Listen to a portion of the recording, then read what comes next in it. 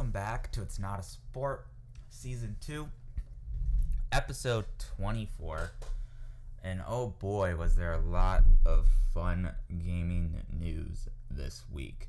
From Riot, from Blizzard, and from Epic. And we're just gonna go over all of it because it's been a joyride. So like always, let's start with esports, starting with the League of Legends World Championship. Currently, group stages are going on right now, and in Group A, we have Griffin in first, being 6 wins, 1 loss. G2 is second, being 5 wins, 2 losses. Cloud9 is third, being 2 wins, 4 losses. And Hong Kong Attitude is in last place, being 0 wins, 6 losses. In Group B, we have Fun Plus Phoenix in first, being 5 wins, 2 losses. In second, we have Splice, 4 wins, 3 losses. In third, we have CTBC J Team, 3 wins, 3 losses.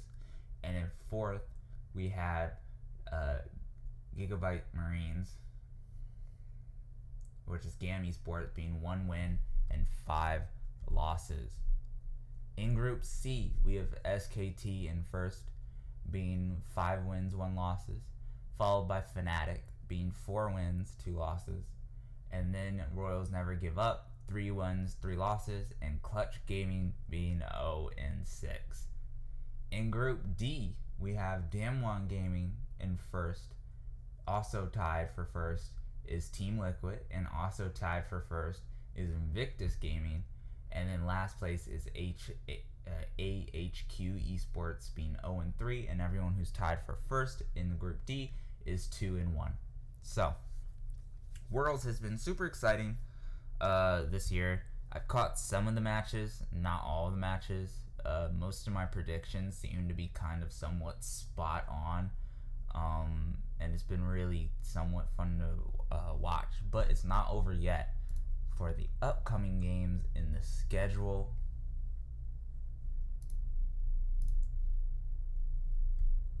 starting tomorrow at 7 a.m., we have HAQ versus Invictus, TL versus Damwon, TL versus HHQ, Damwon versus IG, Damwon versus AHQ, and IG versus Team Liquid. And then groups will be finished, and then we will see the play-in stages. And semifinals start for then the final game will be November 10th, I believe, is when the actual final game will be. Now, their Overwatch League is over, so there is no real Overwatch news. There is news regarding Blizzard as a company, but there is no overall Overwatch news, which we'll get into later. So we'll just start straight up with game releases. Not a whole lot of big game releases. There's the Overwatch Switch event, which there's some news covering that. That came out on October 15th, as well as The Witchers for the Switch came out the same day. And then we have coming up, we have WWE 2K20 comes out October 22nd. The biggest probably release for this month, Call of Duty Modern Warfare, comes out on October 25th for PlayStation, Xbox, and PC. And then we have Resident Evil 5 and 6 moving to the Switch. Those will be somewhat cool ports, I think. They're kind of porting all the Resident Evil games to the Switch.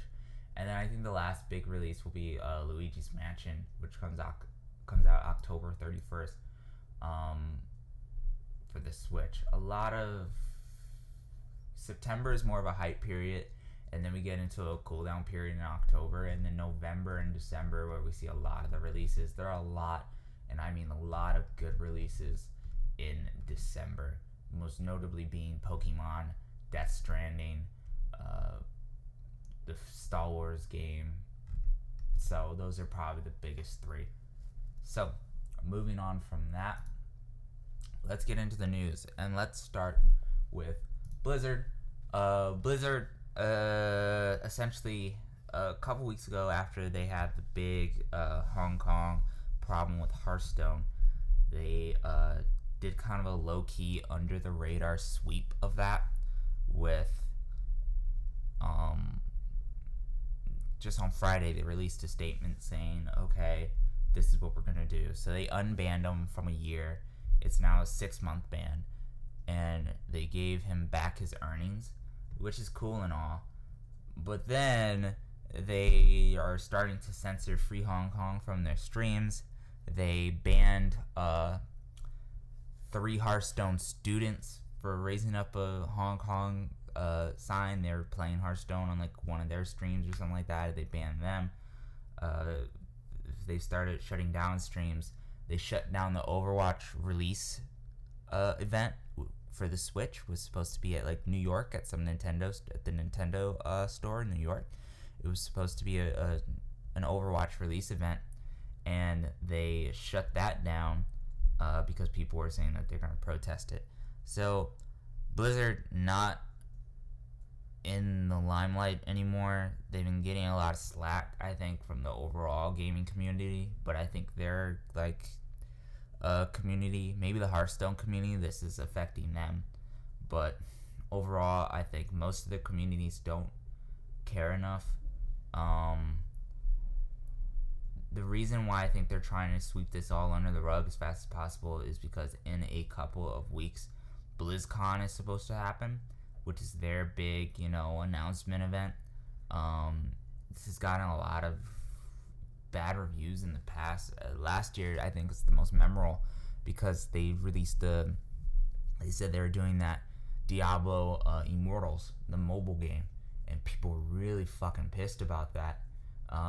There's tons of videos of people going up there, asking, is there's the dude who asked this, is this a joke?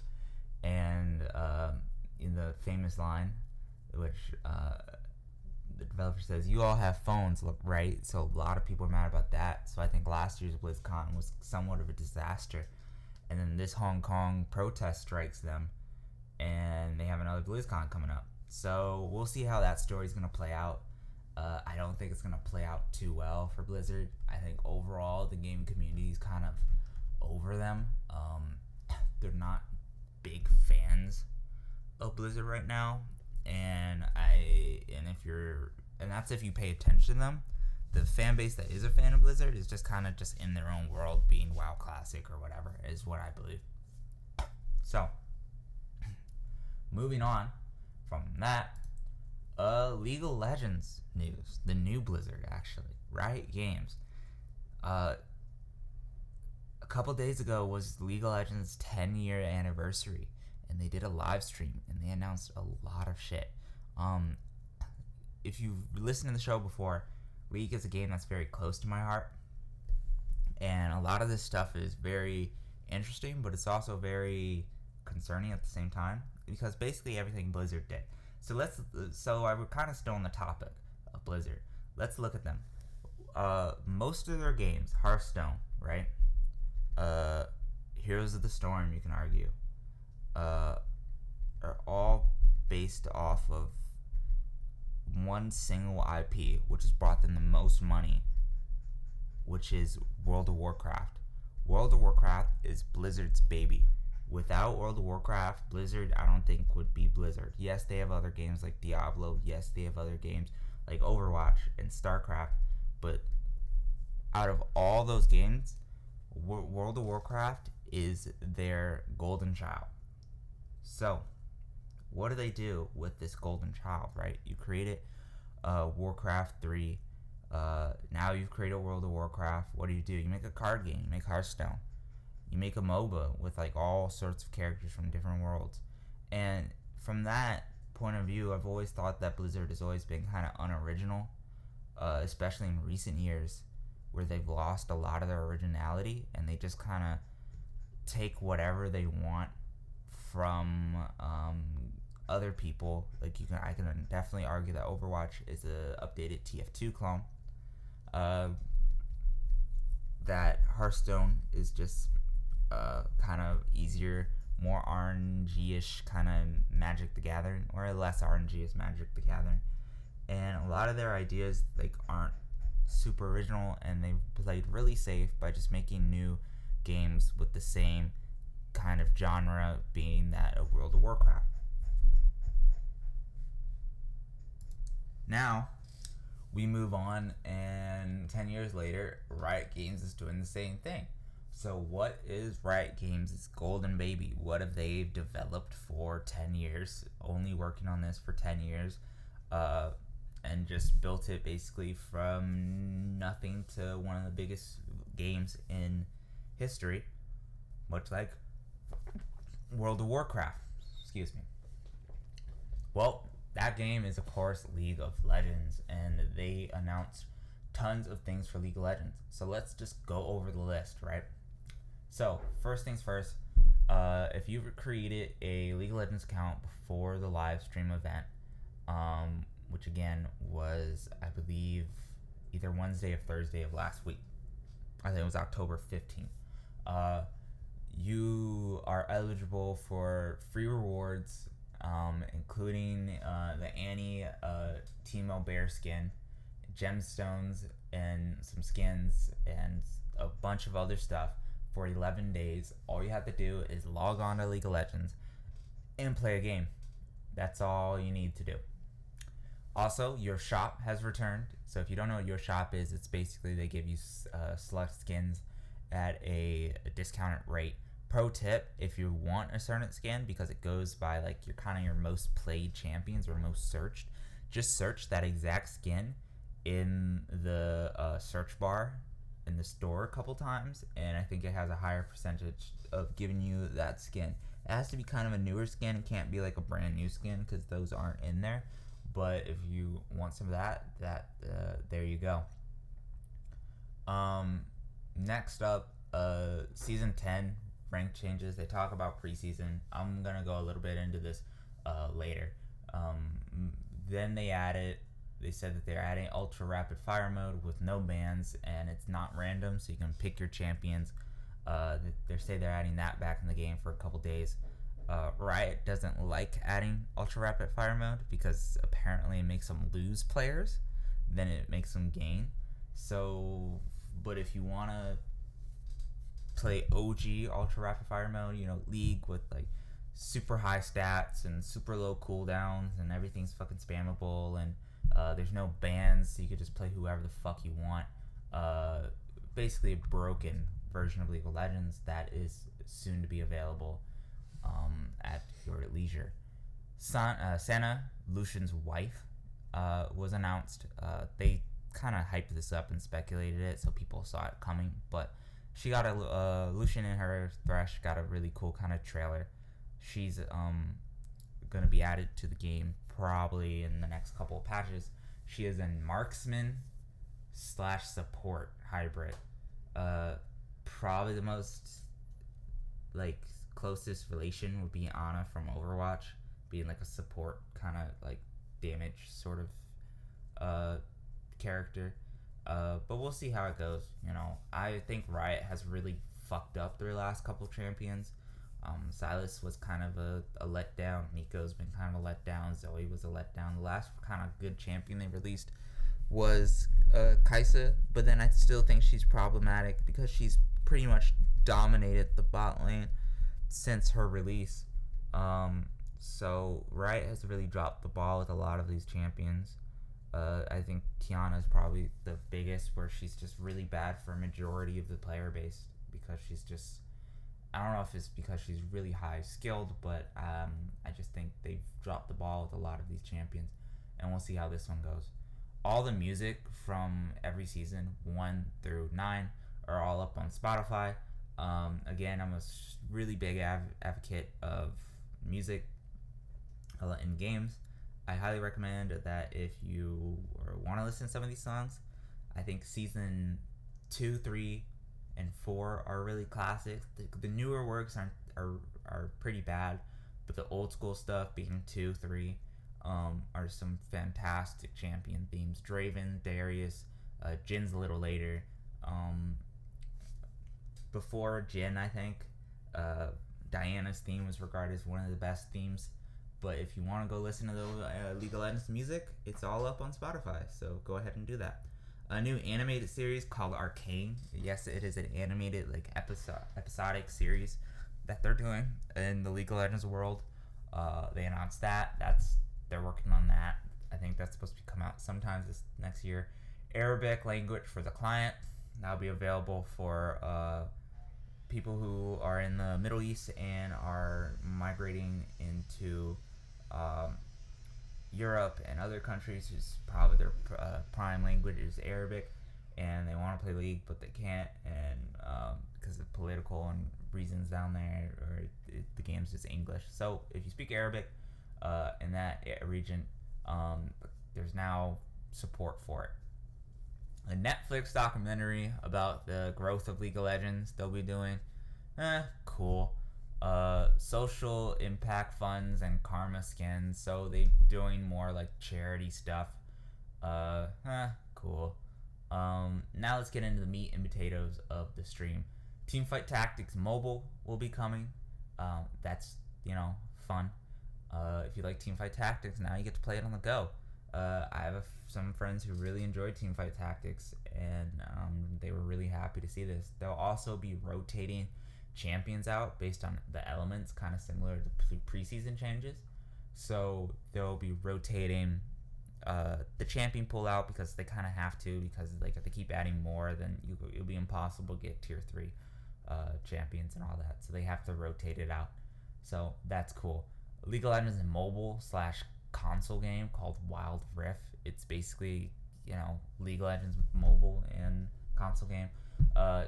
We knew this was coming. Tencent, which is the company that owns League of Legends, which is the company that's from China.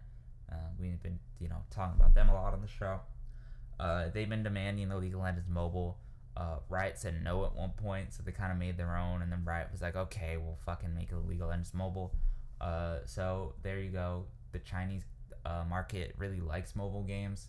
So does, I believe, the Japanese market as well. And League isn't really that big in Japan as it is in China and Korea.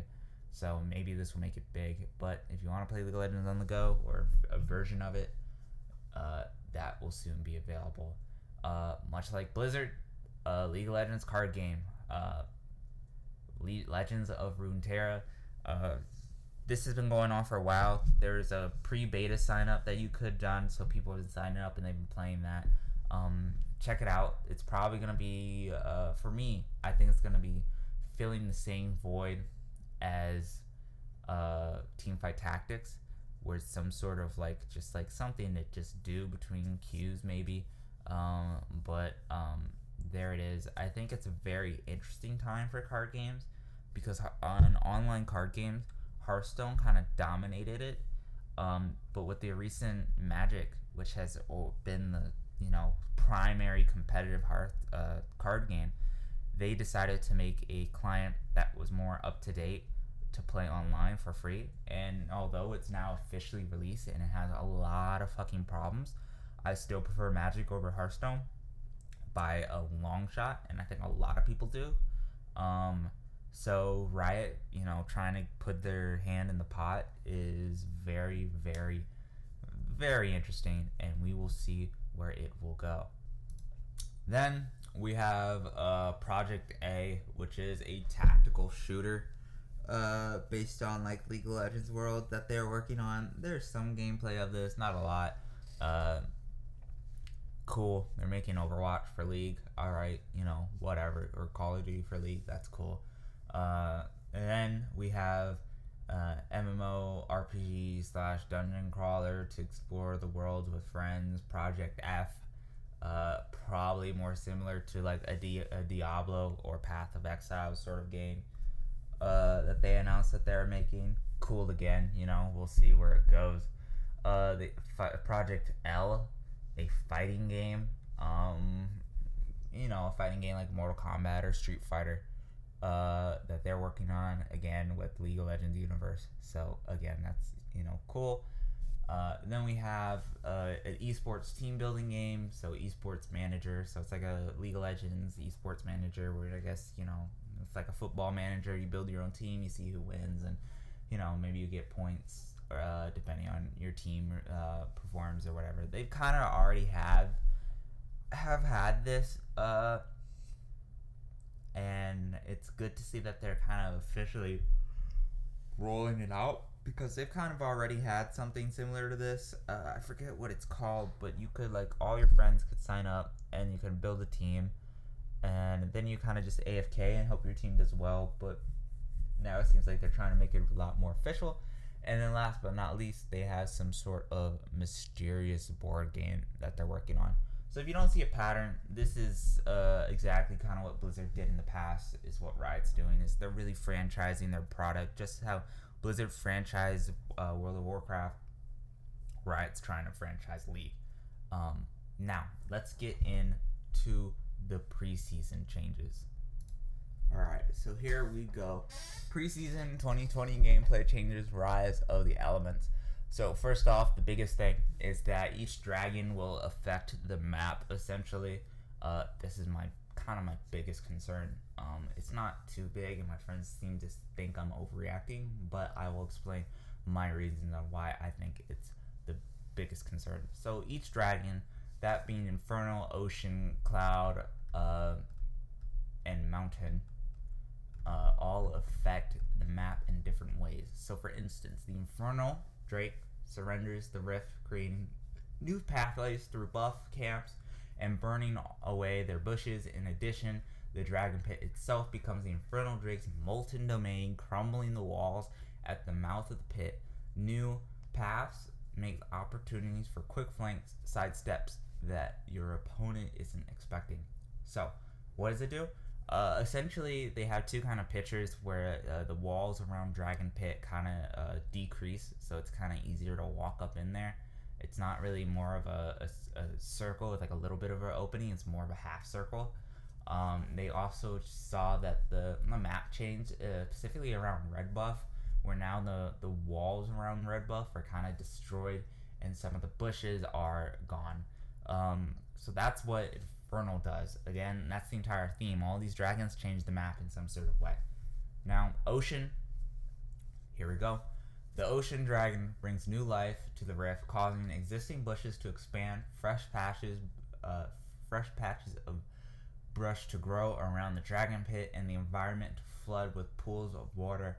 In the addition, honey fruit plants sprout up in each jungle quadrant, sneaking around the jungle or looking for new opportunities to ambush. So essentially what that does is the Ocean Dragon will add more bushes to the game.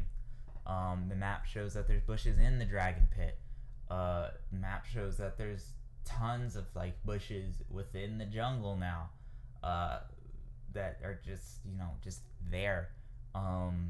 So you gotta be a lot more cautious in the jungle, essentially, with all these bushes around, because you can't see in the bushes unless it's water. The Cloud Drake power spawns the air currents flowing through the jungle and dragon pit, speeding up champions in the vicinity, dodging skill shots, or making swift collapses on your enemies trying to sneak a far away objective. So Cloud Dragon will basically give everyone in certain areas a burst of movement speed. Mountain.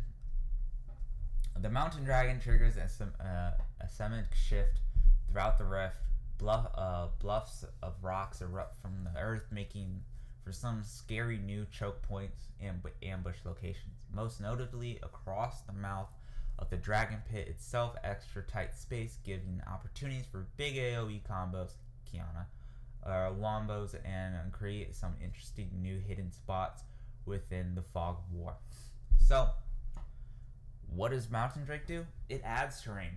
So it adds more like walls, essentially. There's walls around the dragon pit. So the half circle, they just kind of add one more wall, making it harder to kind of get into the dragon pit, making it harder also to get out.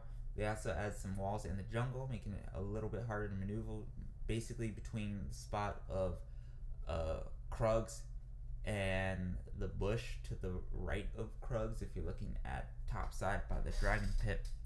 So there's that, and that's essentially what kind of the biggest changes. Now here's my problem with it.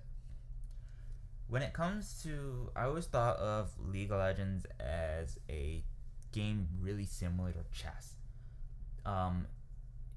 When you look at chess, it's easy to play, really hard to master. And that's what I always thought of League was. Nothing really changes, but there's a lot of strategy with every move that comes along. It's a slow type of game where every move counts. And over the years, they have to get rid of that. One, because again, like I said last episode, people's attention spans, they get a lot shorter, a lot slower. That's why this episode's only about 30 minutes now, compared to my old episodes, which were an hour. So with here, they're changing the map. And that's not something I'm too fond of, because when you change the map, people have to relearn things. They have to relearn a lot of fundamentals of the game, and that's problematic. Of course, I don't think it's a huge change, but it's a change where it's changing a core mechanic of the game, and that's why I think games like Dota 2 and CSGO have lasted so long, because the core mechanics of those games never change. But League's gotta always keep up with Fortnite and other sort of big games, which are always changing their maps. But League's not that type of game. It can't be that type of game. So now that it's trying to do that, it's somewhat problematic for me. We're going to move on a little bit faster here, because the rest of the stuff doesn't matter, and there's some other small things I want to cover before the show ends. The next one being elemental buffs and dragon souls.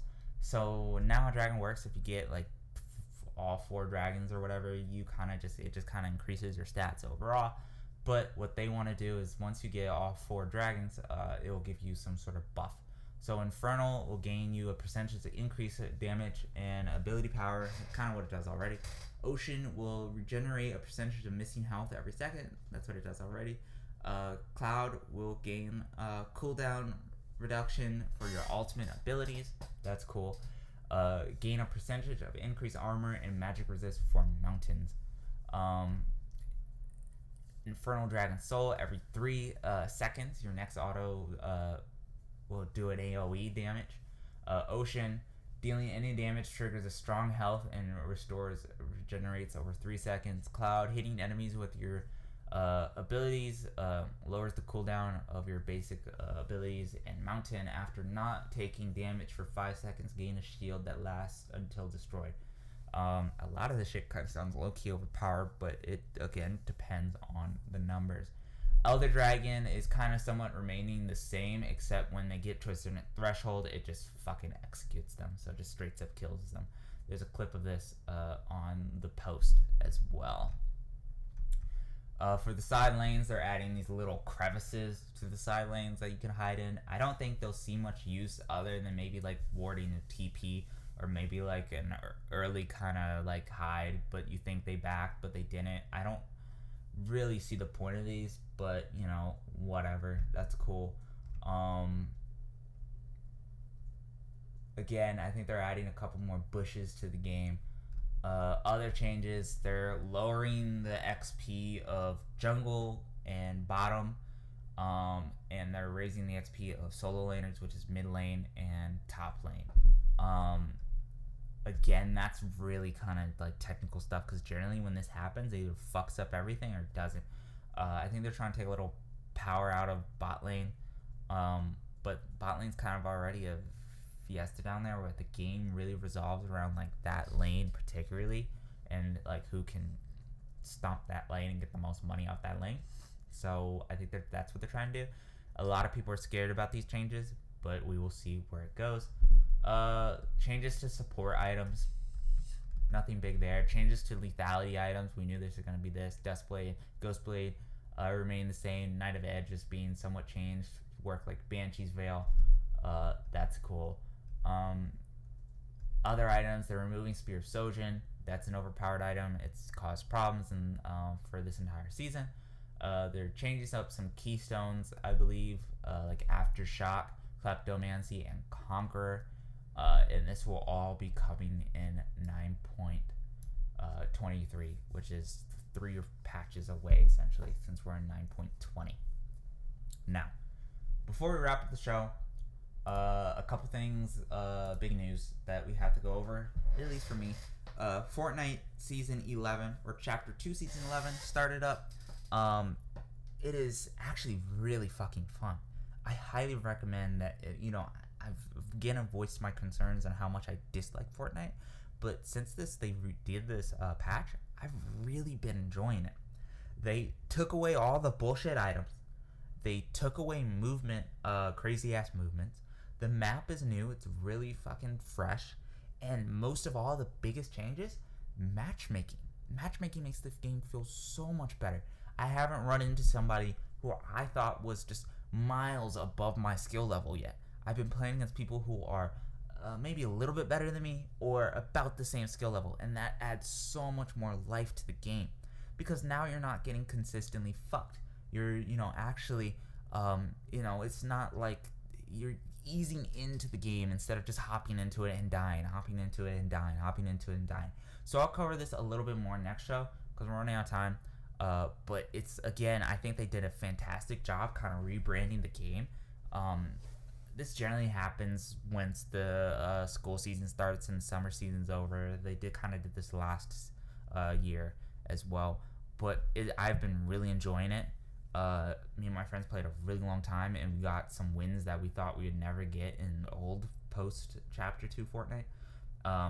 So I highly recommend you give it a try because it is incredibly fun right now. And I'm super critical of things. You should know that from how I've judged things in the past. And I wouldn't be recommending this if I didn't think so. Now, last but not least, some Final Fantasy news. Just because I play this game and I really enjoy it, and I think you should too. I think it's actually the best MMO out there. Patch 5.1, which is the next big patch after the Shadowbringers release date, is coming October 29th, just over 2 weeks away. It is a big collaboration patch with the 24-man raid drops and the collaboration between Final Fantasy and Nier Automata. Great game, fantastic game. Highly recommend you go play Nier Automata, one of my favorite games. So that's a crossover event, and it looks fantastic. The trailer's out, so you can go play that. There'll be new story, new Beast Tribe quest, and the new raid in that storyline. There'll be a new dungeon, a new trial, again, the new raid. They announced the ultimate difficulty, so if you're into really hardcore content in that game, which again, I think I'm nowhere close to that. I'm not even starting raids. I don't have friends to do that. The Epic of Alexander Ultimate becoming 5.11 or 5.1.1. Job adjustments. They're changing some jobs up. PvP changes. New Game Plus is now available. They're revamping the crafting and gathering systems, and they've added some other smaller things like fellowships, etc., etc. Again, I'll cover this more in next week's show as we get closer to the actual patch release date. So, thank you for listening to this week's show. Again, a lot of fun gaming news this week, and there's only more to come. If you want to find all of our past shows, should all be up, or at least the season 1 should all be up on our YouTube channel. It's Not a Sport. Make sure to follow us on social media. It's Not a Sport to you. That's our Instagram. If you want to listen to our shows on different platforms, we are on Spotify, iTunes, SoundCloud, and Google Play Podcasts. This has been your host, Taban Lewis, Salty Waffles, signing off, and I hope you guys are having a wonderful climb.